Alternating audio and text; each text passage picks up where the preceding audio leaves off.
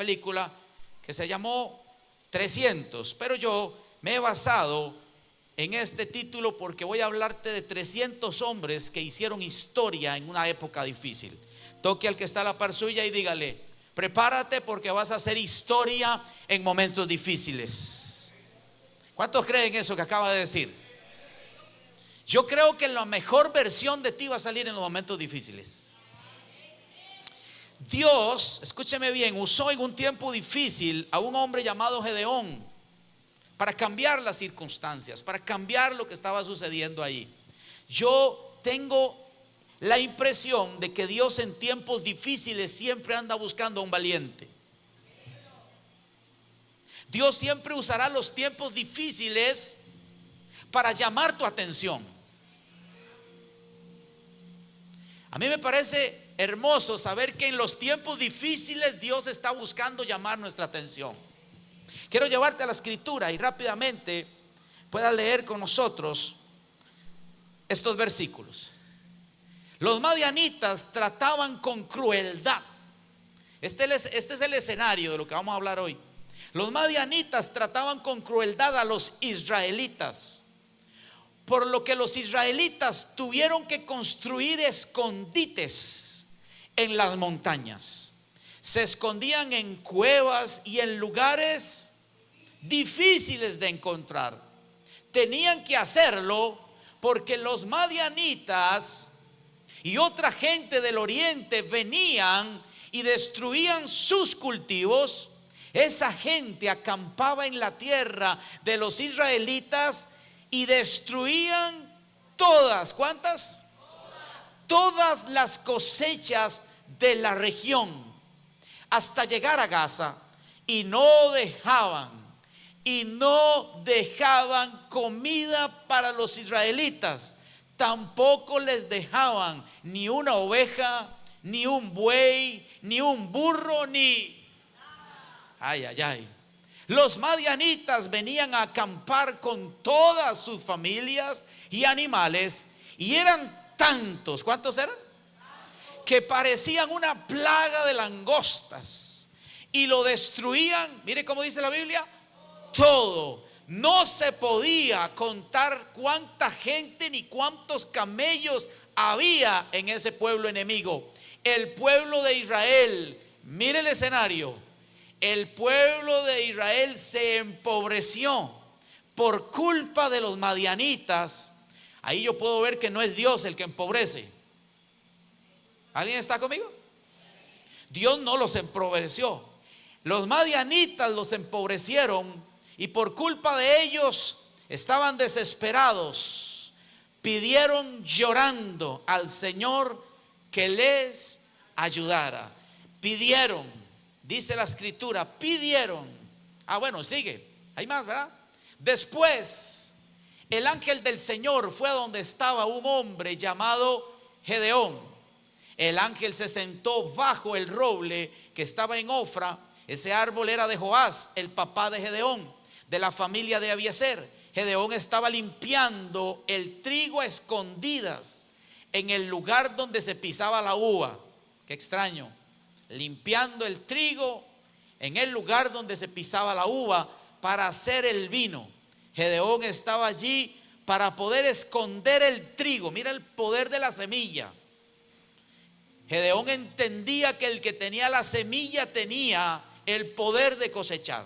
Por tanto, escondía la semilla rápidamente de los madianitas. El ángel del Señor se le apareció a Gedeón y le dijo: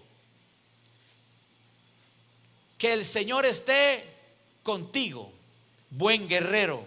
El Señor miró a Gedeón y le dijo: usa tú y libera al pueblo de Israel del poder de los madianitas. Yo te envío. ¿Quién lo envía? Casi no escucho. ¿Quién lo envía?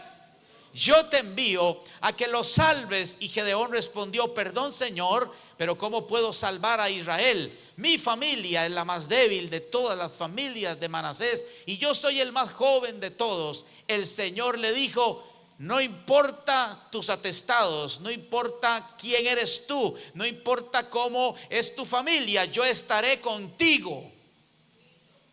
Podrás derrotar a los madianitas como si estuvieras peleando contra un solo. Wow. El Señor bendiga más esta noche tu vida. Hay que encontrarse en este pasaje algo hermoso. Estaba sacando cuentas, porque cuando uno lee la Biblia tiene que leer algunos detalles. Los estudiosos dicen, para que anote, nunca se le olvide, que el ejército madianita eran como 135,000. ¿Cuántos? 135,000 guerreros, 135,000 enemigos. Por eso la Biblia describe que eran como una plaga de langostas. Pasaban por donde pasaban y dejaban ruina, dejaban miseria, dejaban dolor, dejaban hambre. Pero Dios llama a un hombre llamado Gedeón, porque este hombre entendía, escúcheme bien, que Dios puede usar al que menos parezca. Dios puede llamar al más improbable de los improbables. Ese me gusta el Dios que yo sirvo, porque no usualmente llama, escúcheme bien, al que el hombre promedio llamaría, sino que escoge lo necio. Ay, gracias a Dios. Escoge lo necio, lo vil, lo menospreciado. Lo que la gente usualmente desecha es la materia prima que Dios utiliza para hacer grandes cosas en su reino. Me gusta el escenario que estaba pasando Israel, porque yo me he dado cuenta que la gente solo cuando está en crisis busca a Dios.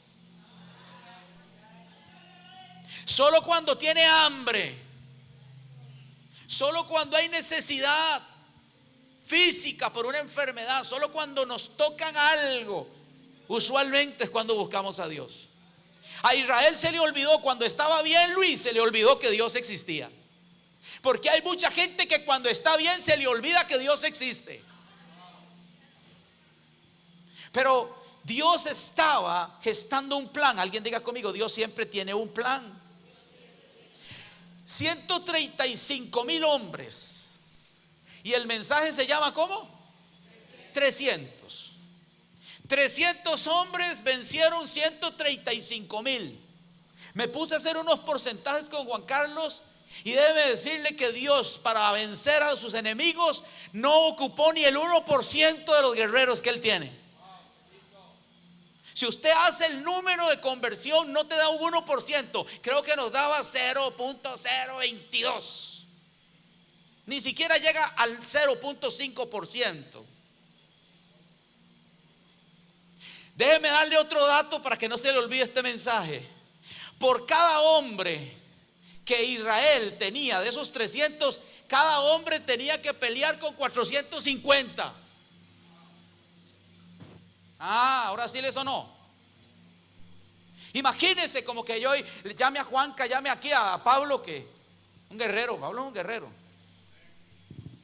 ¿Cómo que le dicen a los cuando ganan allá los? Es un ultra legendario. Usted hay que tener cuidado con ese tipo. Pero yo digo, este es un ultra legendario, ganó allá cuando estuvo allá en legendarios, pero podrías con 450 hombres. ¿Qué es lo que te estoy tratando de decir?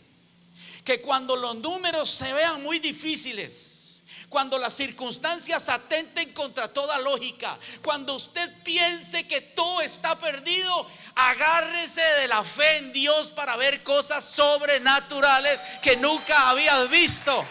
Yo no sé si usted me escuchó. Cuando parezca que es imposible que ganes, prepárate para ver una victoria que nunca antes habías vivido. 450 hombres tenía que vencer cada uno de esos 300 de Gedeón. La Biblia dice en el versículo 1 que esta crisis no vino de casualidad. Dice que los israelitas hicieron lo malo. La Biblia dice que ningún mal viene sin consecuencia, sin ninguna razón. Todo lo que nosotros hacemos traerá una cosecha buena o mala. Dice el capítulo 1 que los israelitas hicieron lo malo ante los ojos del Señor. Porque todo lo que usted y yo hacemos es visto por los ojos del Señor. Y dice que ellos estuvieron en esta crisis tan espantosa 7 años. Alguien diga conmigo 7 años. Era una crisis extremadamente difícil para ellos. Era una crisis donde sus enemigos no tenían piedad. Mire, yo le voy a decir algo. Yo no sé cómo hay gente que no se pone en las manos de Dios, cómo hay gente que no quiere contar con Dios como su ayuda, como su socorro, como su socio, como su salvador, como su sanador, y prefiere exponerse a estar con un enemigo o estar de parte de un enemigo que no tiene piedad. La Biblia dice que el enemigo vino a robar. ¿A qué? A matar y a destruir. Cada año cuando las cosechas venían también los madianitas. ¿Sabe qué es lo que más ama el enemigo destruir de tu vida? Los resultados grandes que Dios quiere darte. Tenemos un enemigo que no quiere que tú y yo vivamos esa vida abundante que Cristo nos ofreció. Cristo dijo: yo he venido para que tengan una vida buena. Gracias a Dios nadie dijo amén, pero yo digo amén. El Señor dijo: yo he venido para que tengan una vida plena, una vida buena, una vida abundante. Pero el enemigo no quiere que usted viva una vida abundante, ni yo tampoco. El enemigo quiere devastar nuestros propósitos, destruir nuestros planes que Dios tiene para nosotros. Y la Biblia dice que los israelitas tuvieron que dejar sus hogares. ¿Alguien está conmigo? Usted sabe qué triste panorama tener que dejar su casa, el lugar que con tanto amor construyeron, les llevó esfuerzo, para ir a meterse en cuevas, para ir a buscar escondites, porque los madianitas los asediaban. 7 años, alguien diga conmigo 7 años. La pregunta mía es: ¿cómo hay gente que puede esperar tantos años para pedirle a Dios que le ayude?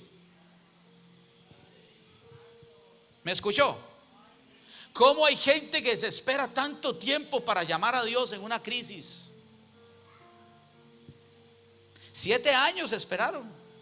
Cuando estaban en Egipto, duraron 430 años para pedirle a Dios ayuda. Mire qué pueblo, ¿ah?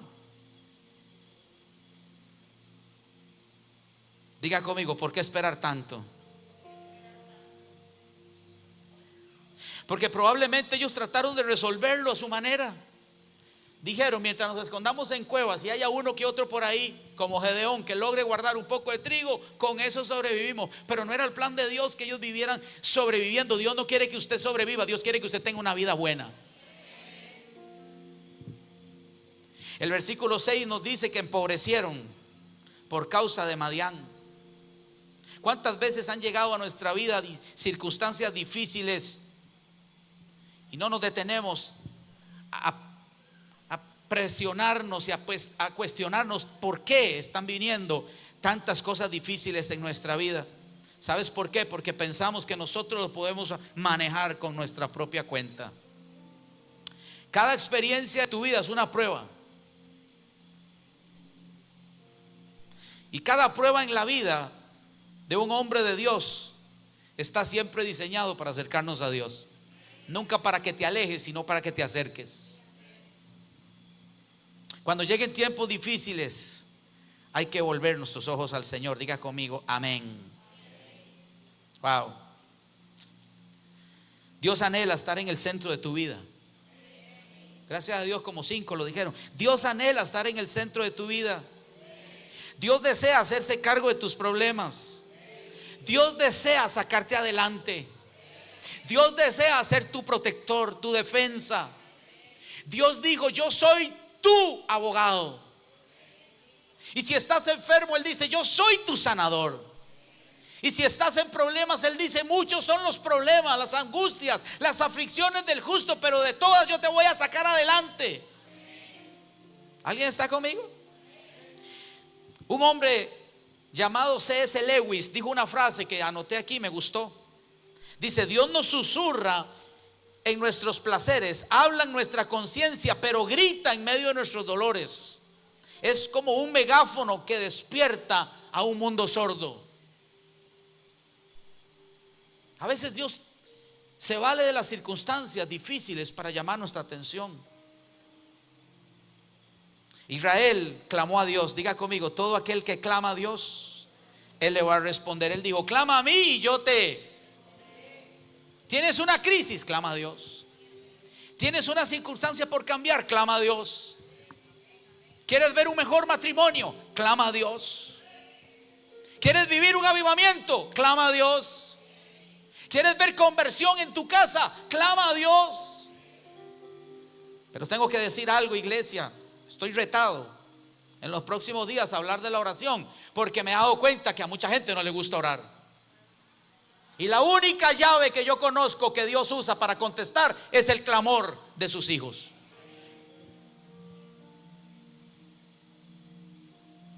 Dios miró más allá de lo que mismo Gedeón podía ver en sí mismo. Hoy vengo a decirte que Dios ve más en ti que lo que tú puedes ver en ti mismo.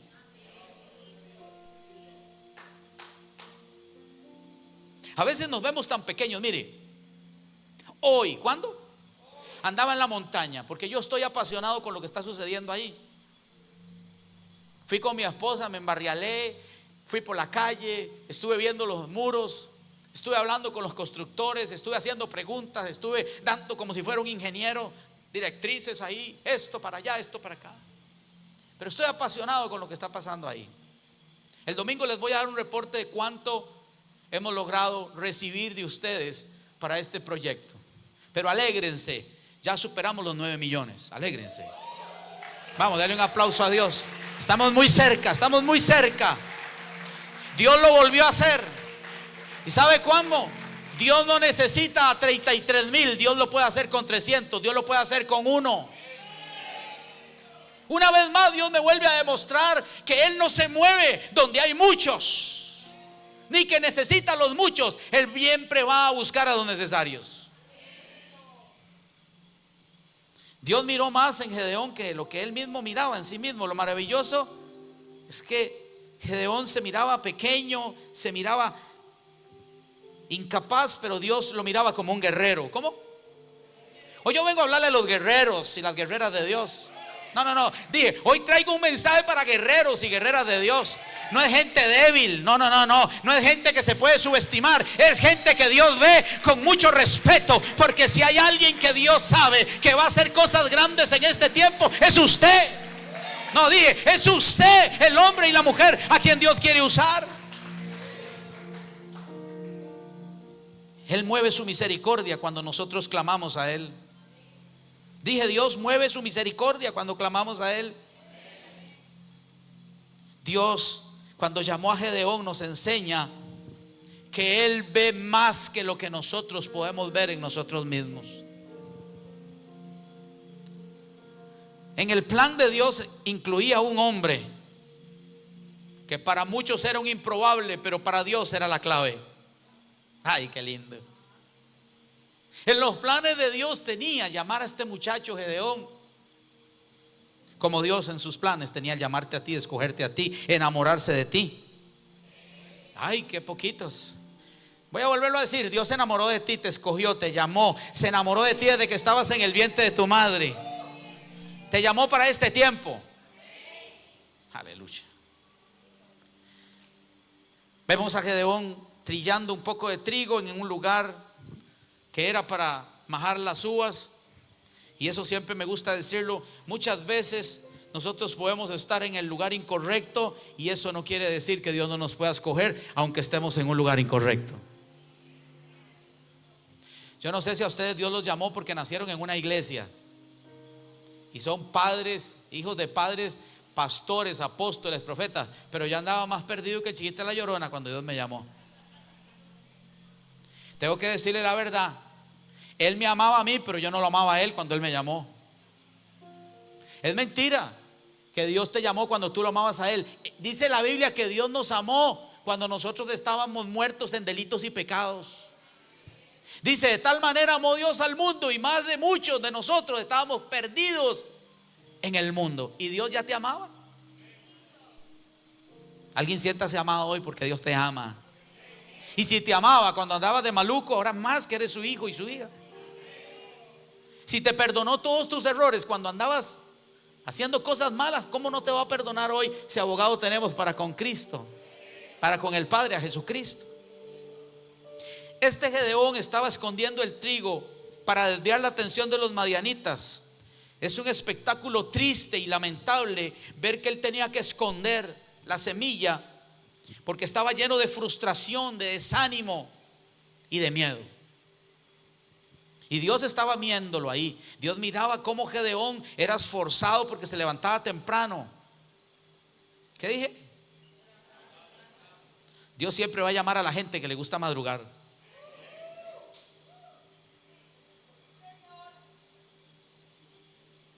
¿Me escuchó? Moisés, levántate temprano y sube a la montaña. Ahí va Moisés para arriba. Temprano, ¿a qué horas? Abraham se levantó a picar leña y subió temprano a la montaña cuando Dios le proveyó el carnero para sustituir a su hijo. Dios siempre llama a la gente que le gusta madrugar. ¿A usted le gusta mucho dormir? La Biblia dice que vienen los tiempos donde vamos a tener que velar y orar. Gedeón ni se imaginaba lo que Dios estaba planeando. Gedeón no entendía. Una de las mentiras más grandes que el enemigo quiere hacernos pensar es que Dios, escúchame bien, nos trata con rigor, nos trata como desconocidos cuando nosotros somos hijos. Tú eres un nacido de nuevo. Me preocupa los que dijeron que no, pero ahorita voy a hacer un llamado de salvación al final. Tú eres un nacido de nuevo. Tú eres un hijo y una hija de Dios. Dice Juan capítulo 15 que usted es su amigo o su amiga. Dice Efesios 2:10 que usted es una obra maestra. Ay, ay, ay. Ahorita voy a decir uno que todos digan amén. Dice la Biblia que usted es un justo en Romanos 5 capítulo 1. Dice la Biblia que usted fue libre de la condenación. Dice la Biblia que usted fue adoptado por el Padre. Dice la Biblia que tú tienes una ciudadanía en el cielo. Dice la Biblia en 1 de Corintios 6:20 que usted es pertenencia de Dios. No he logrado un 100% de amén.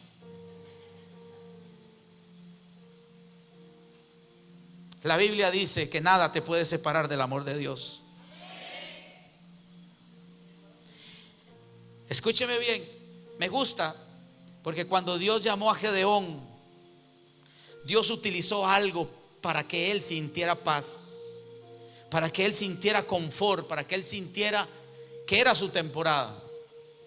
¿Sabes cómo hizo Dios para que Gedeón se sintiera seguro en medio de una etapa tan difícil de inseguridad en su vida? Le prometió su presencia. Dios le dijo: yo estaré contigo. Cuando usted entiende que no es lo que usted o yo podamos hacer, es lo que Dios puede hacer a través de nosotros. No es cuánta experiencia tienes, no es cuánto dinero podamos tener, no es cuántas capacidades podamos tener, es cuán grande es Dios con nosotros y en nosotros. ¿Alguien está entendiendo? Gedeón le dice: Señor, por favor, ¿cómo puedes hablar así de mí? Mira todo lo que nos ha sucedido. ¿Dónde están todas tus maravillas? Porque a veces, ya me acordé que les iba a decir algo, que hoy estuve en la montaña. No sé en qué momento se me olvidó, pero ya me recordó el Señor.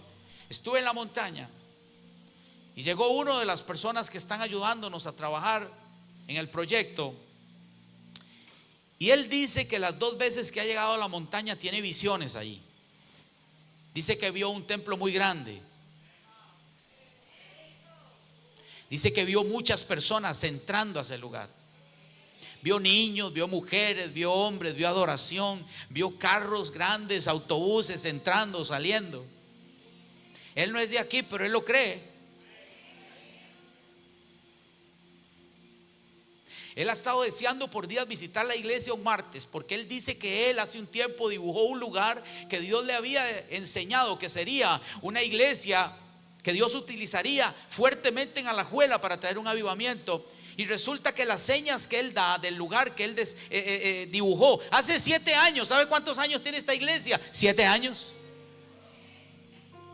La iglesia no había nacido y ya Dios le estaba dando un dibujo a él de una iglesia que traería la diferencia dentro de muchas que hay aquí. Y él está convencido de que él tiene que venir aquí porque él describió el altar, describió la media luna y describió un detalle tan impresionante como es esa puerta que sale, dice, y esa iglesia tenía una puerta que venía de la oficina del pastor hacia el altar. Mírela ahí donde está. ¿Por qué le digo esto? ¿Por qué le estoy hablando de todo esto? Porque muchas veces cuando a mí me dan este tipo de sueños, este tipo de visiones, este tipo de palabras, yo me quedo pensando como Gedeón y yo, Dios está equivocado. Nosotros, ¿alguien me está escuchando? Le estoy abriendo el corazón hoy como pastor. Digo, me parece sarcasmo, Señor, esto. Me parece que estoy escuchando el sarcasmo de Dios hablando a mis ojos. A mis ojos, oiga, a mis oídos. Eso hay que cortarlo ahí en la cámara.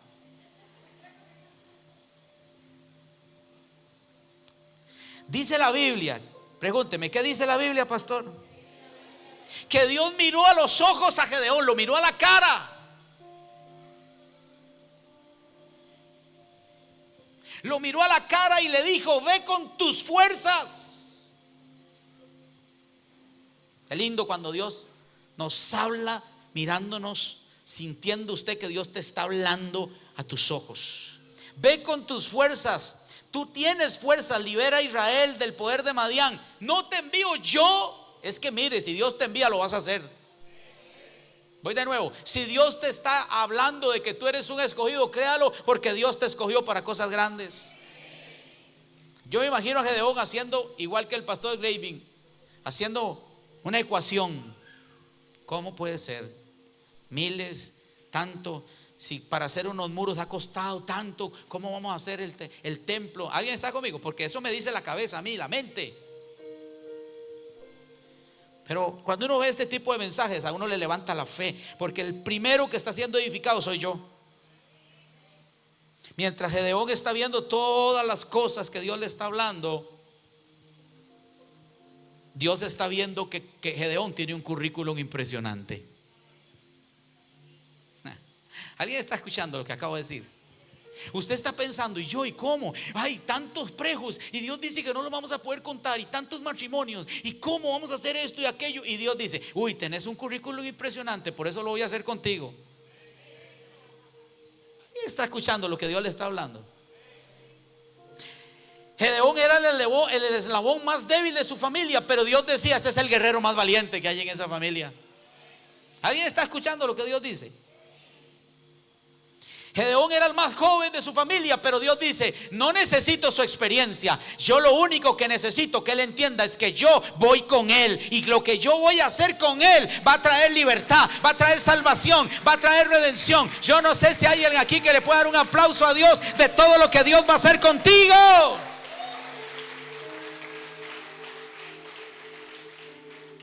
Me gusta porque Dios confía tanto en sí mismo y en sus prioridades, que Él sabe que lo que Él dice de ti, Él lo va a hacer.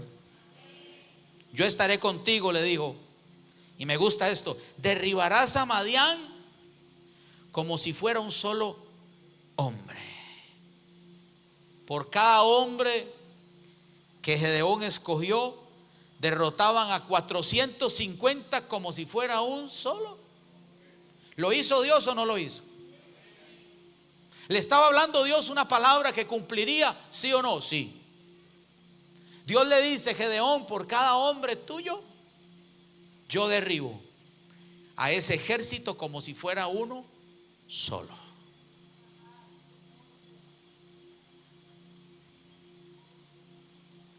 Todo empezó a encajar. El ángel del Señor estaba allí para quitarle los temores.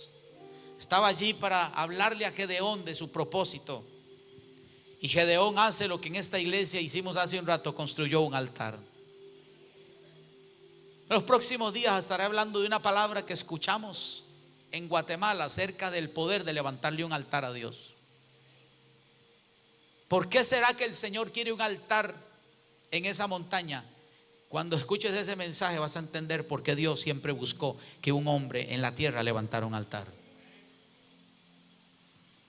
Gedeón necesitaba un encuentro personal con Dios y Dios se fue a entrevistar con Gedeón. Me gusta porque muchas veces nosotros pensamos que nosotros buscamos a Dios, pero en la realidad Dios nos fue a buscar a nosotros. Dios fue a buscar a Gedeón, se le puso debajo de un árbol y todo. Yo recuerdo el día que Dios me buscaba en un avión. Yo huyendo de la presencia de Dios, no quería nada. Y Dios me sienta a la par de dos mujeres bien pentecostales.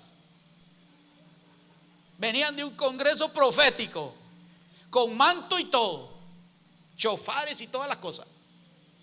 Y se sientan a la par de este rebelde sin causa. Y me dice una de ellas: Dios me está hablando de usted. Y yo: ¿cómo? Dios me está hablando de usted. No te miento, en un avión rumbo a México. ¿Sabes qué me dice Dios? Que tú eres un ministro de la adoración.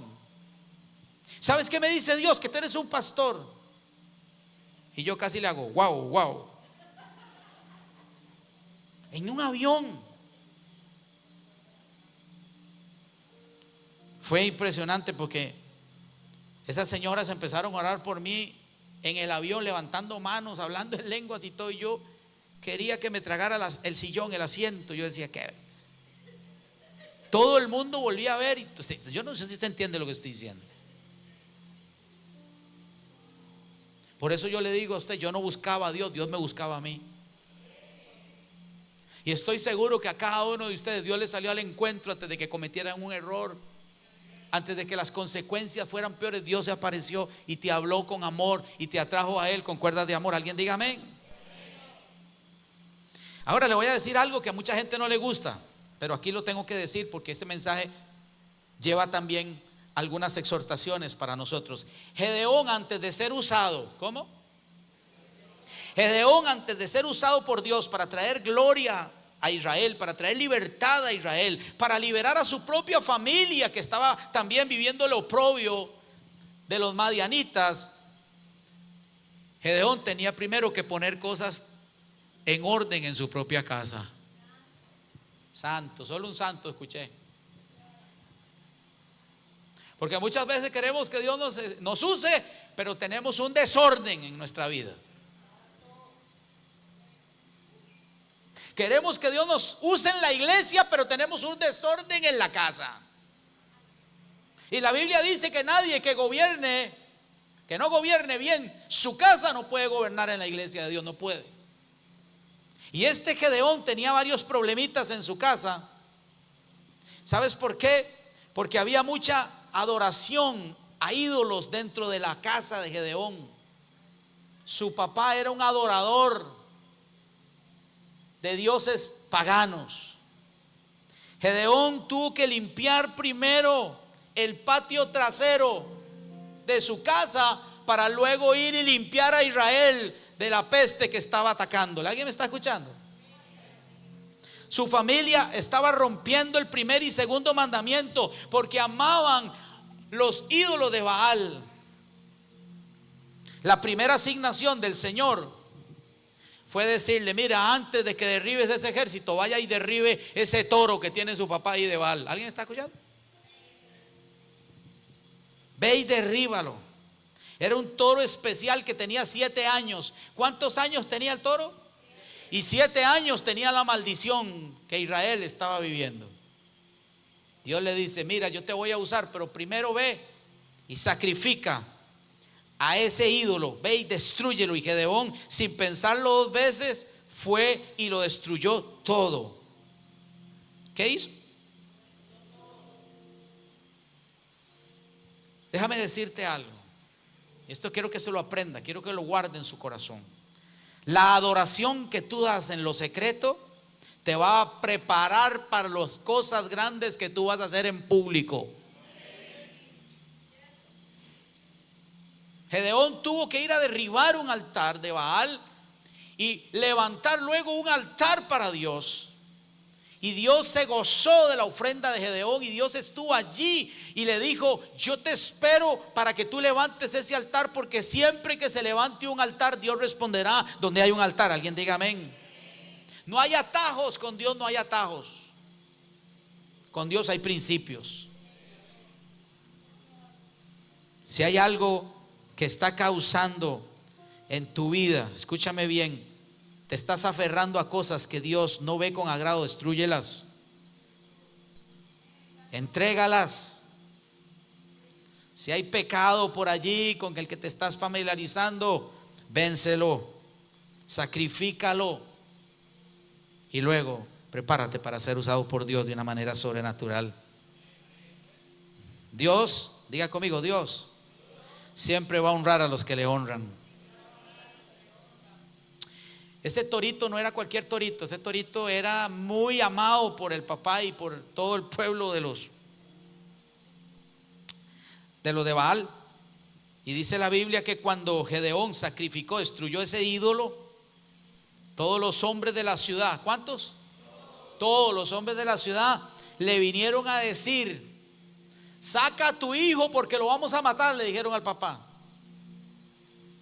¿Sabes una cosa? Cuando tú empiezas a cambiar cosas en tu vida que están mal, vas a empezar a ver cambios en los de tu casa. Déjeme ver cómo le digo esto que le voy a decir, porque esto está buenísimo. Gedeón no pidió permiso para destruir lo que Dios miraba con desagrado y dijo: yo lo destruyo, aunque eso le moleste a mi papá, aunque eso le moleste a mi generación, aunque eso le moleste a toda una ciudad. Vino y destruyó el ídolo. Y aunque el papá de Gedeón era idólatra y amaba esa imagen, cuando el pueblo vino a buscarlo para que lo sacaran y lo mataran, ¿sabes quién fue transformado? ¿Sabes quién cambió y se pasó al bando de Gedeón? El papá. Yo no sé si usted me entendió lo que le estoy diciendo. El papá salió y le dijo: un momento, ¿por qué quieren hacerle daño a mi hijo? Si ese ídolo tiene poder, que se defienda solo. Déjame decirte que cuando tú empieces a limpiar el patio trasero de tu vida, hay gente en tu casa que va a empezar a ser transformada. Hay gente en tu casa que va a empezar a ver al Dios que tú sirves. Hay gente en tu casa que va a empezar a adorar al Dios que tú adoras. Hay gente en tu casa que va a empezar a levantar manos al Dios que tú levantas manos. Pero el cambio lo provoco yo. ¿Alguien está recibiendo algo de Dios? Y termino, que son muchos puntos. Gedeón dio un gran paso de fe. ¿Un qué?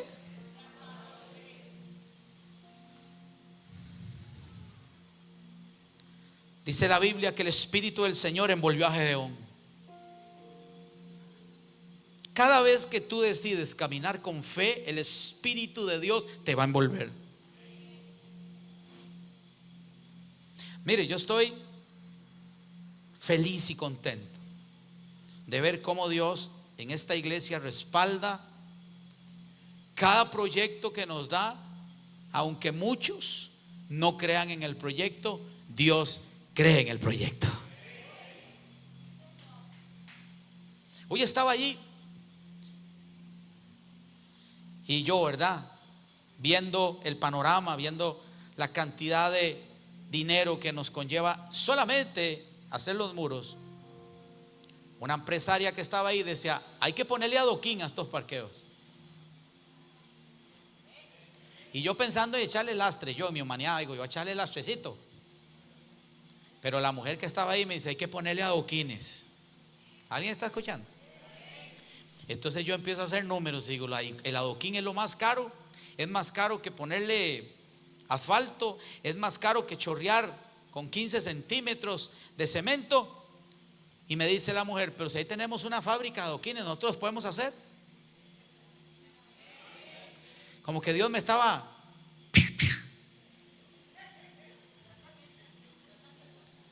Y le digo: uy. Y entonces yo que me quise poner así como con mucha fe.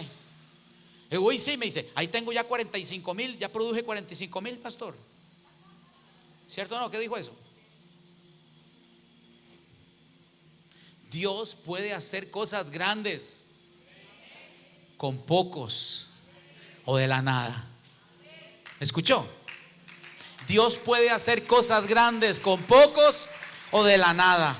Nunca creas que necesitas mucho para que Dios haga mucho. Dios de lo poco hace mucho. A mí me gusta Dios, me gusta, estoy enamorado de ese Dios. Véngase conmigo aquí, vean este panorama. Gedeón está lleno del Espíritu Santo y suena el shofar. Aparecen 33,000 hombres. ¿Cuántos? Mire a Dios. Y Dios dice: son demasiados. ¿Alguien está conmigo? Es que yo me río. Eran 135,000 los enemigos y ellos eran apenas 33,000, o sea, eran 5 veces más. Y Dios dice: no me gusta lo que estoy viendo. Gedeón, son muchos. Como que Dios le dice: Gedeón, a mí no me gusta así. A mí no me gusta fácil. Porque Gedeón no vaya a ser que vaya con esos 33,000 y ellos digan: fue por nuestra fuerza, fue por nuestra mano, fue por nuestra valentía. No. Vaya y dígales que los que tengan miedo se devuelvan y se vayan para la casa. ¿Para dónde? No vuelvo a ver a nadie. Pero hay gente que tiene tanto miedo que yo creo que el Señor los quiere mandar para la casa.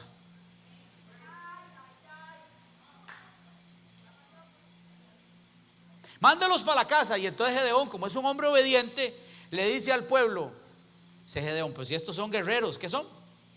Si esta gente es brava, si estos vinieron porque hay que pelear, traen las armas, traen las espadas, traen todo. Y dice Gedeón: ¿alguien de los que está aquí tiene miedo? Y 22,000. ¿Alguien está conmigo? Lea la historia ahí en Jueces capítulo 7. 22,000 dieron media vuelta y se fueron a meter en su casa. 23,000 se fueron. Ahora quedan 10,000. ¿Cuántos? Y Gedeón dice: uy, Dios, me la pusiste difícil, pero con 10,000 sí les podemos ganar. Y dice Dios: no me gusta Gedeón, muchos. ¿Alguien está entendiendo lo que estoy tratando? Dice Dios: no me gusta ese número, son muchos. 10,000 para 135,000 era una locura. Y Dios dice: mira, llévalos al río a beber agua. Y yo te voy a decir cómo me los escoges. Escúcheme. Y dice: ponlos a beber agua, dice, y los que se agachen a tomar agua, como un perrito, así dice ahí la Biblia, que así como a lamer el agua directamente del río, ponlos aparte. Y los que tomen agua, trayendo el agua en sus manos hacia su boca, a esos me los pones aparte. ¿Sabes cuántos tomaron agua así? Mire, así. 300. Y dice Dios: a esos 9,700 mándelos para la casa con nosotros que ya se fueron. Yo creo que usted se imagine a Gedeón, el susto, el patatús, el yello, como usted quiera, que debe haber sentido cuando Dios lo dejó con 300. No, es que en serio, Dios hace unas cosas que a uno a veces la taquicardia se quiere sacar el corazón aquí. En serio, le hablo como pastor, porque yo sé los desafíos que hemos tenido aquí. Uno dice: ¿cómo? Señor, ¿de dónde? Y Dios dice: usted tranquilo, son muchos los que hay, pero yo no me muevo con los muchos, yo me muevo con los necesarios. Denle un aplauso a Dios, denle un aplauso a Dios. Claro, voy terminando, esto está bueno.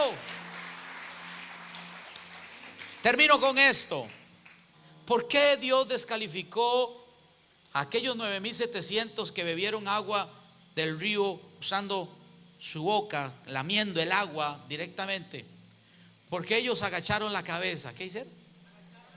Y nunca observaron al enemigo que podía atacarlos por detrás, por delante o por un lado. Pero los que bebieron agua, trayendo el agua en sus manos hacia la boca, estaban tomando agua así, mire. Nunca descuidaron el punto de su enfoque.